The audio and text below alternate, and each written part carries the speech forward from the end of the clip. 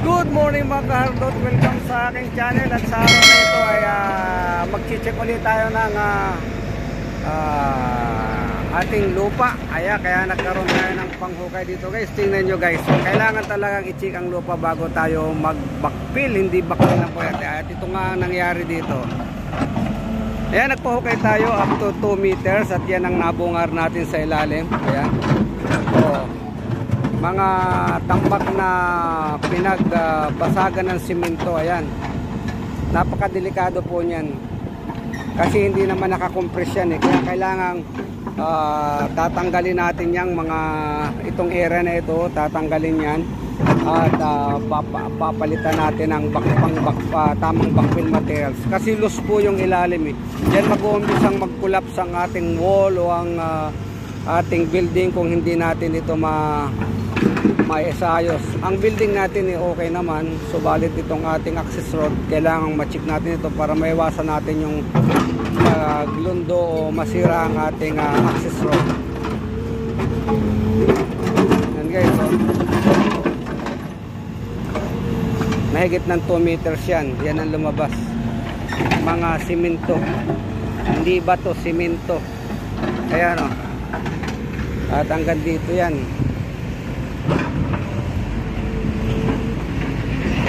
Yan, every 5 meters nag-check po tayo para makuha natin ang range dito. Ayan, bato-bato pa rin na tinambak. Ayan, 2 meters po yan. At dating naman dito 150. At pagdating naman dito ay nasa ano na lang tayo, nasa 1 meter na lang yung level ng tambak dyan na basura. At dito naman okay na ito. Yan, counting ano na lamang ito, counting tanggal sa 50 cm. Ayan, yan po ang ating nakita sa ating pag-check ngayon. At dadalhin po natin dito ang ating kinaukulan para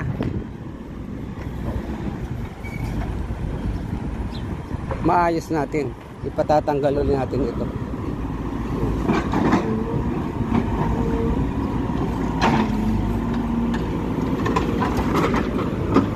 Yan, tingnan nyo, yan po ang access road. So doon uli after 5 meters maglalagay ulit tayo doon, maghukay ulit tayo doon para malaman natin kung hanggang saan ang lalim nitong ating tatanggalin na grade na ito. Yan ang ating tagahukay. Yan doon sa dulo. Ayan muna. At yung mga kahardot, maganda ang climate natin ngayon. Malamig ang simoy ng hangin. Kaya tuloy-tuloy lang ang ating mga tao. Masaya sila magtrabaho. Yan, medyo may kulimlim sa taas. Pero nagpakita ang haring araw. Yan ang climate natin ngayon. Pagpunahan na ito. Yan guys. Tingnan natin ang ating oras ngayon. Ang oras natin ngayon ay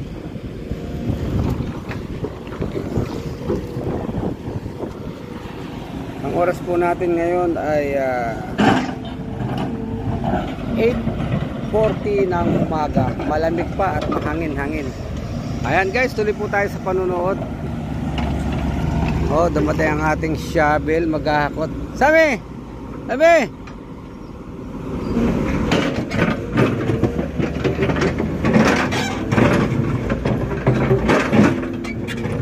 Lalim na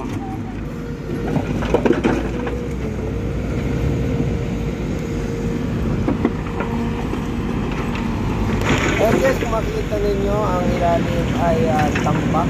Ayan nga, mga simento. Ayan po ay kailangan natin malaman kung gaano kalalim. At yan po ay alisin.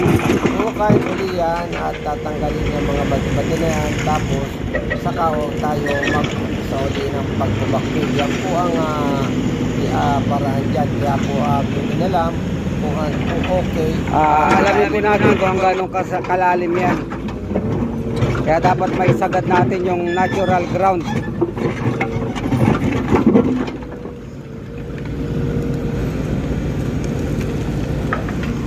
Di nga, para malaman natin ito kung mayroon naman tayong earth soil testing dito, diba, na pumunta rito, isang kumpanya at gusto uling makita nung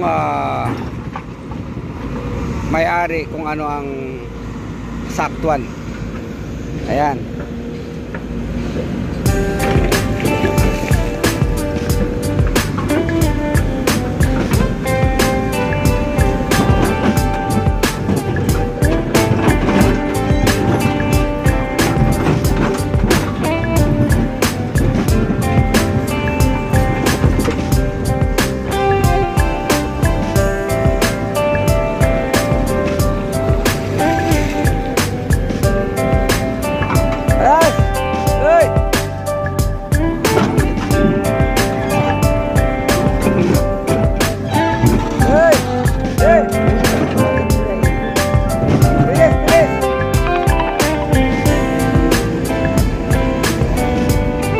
Kalas, sabi. Ayan. May tubig na, umabot na sa ilalim.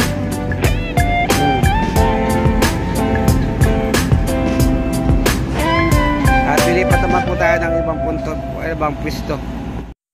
Again guys, nang makita namin na wala ng bato sa ilalim ay pinigilan na namin at hanggang dito lamang ang ating bukayan. At ito ang ating surveyor para ayan, sinicheck yung lalim ng puhukayan uli ng tatanggalin. Ayan.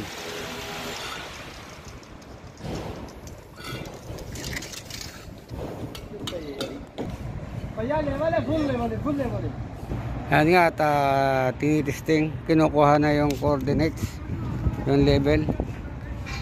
Ayan. Para malaman natin yung tatanggalin. Okay, yan po ang pagtitesting ng lupa para malaman mo kung okay ang ilalim. Up to down. Up to down, eh? Up to kolo down. Kulo down. Kolo down, kolo. Kolo down, Aywa. tale to down, Oh, down. okay. Okay. Seda ka to, dulen seda ka.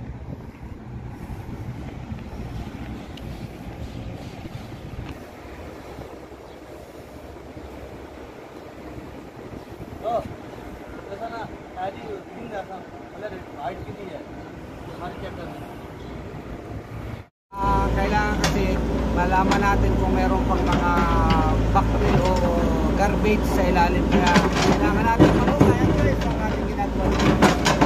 Kailangan alamin bago tayo mag-backfill lang tayo. So guys, salamat po at good morning and thank you Lord. Thank you Lord.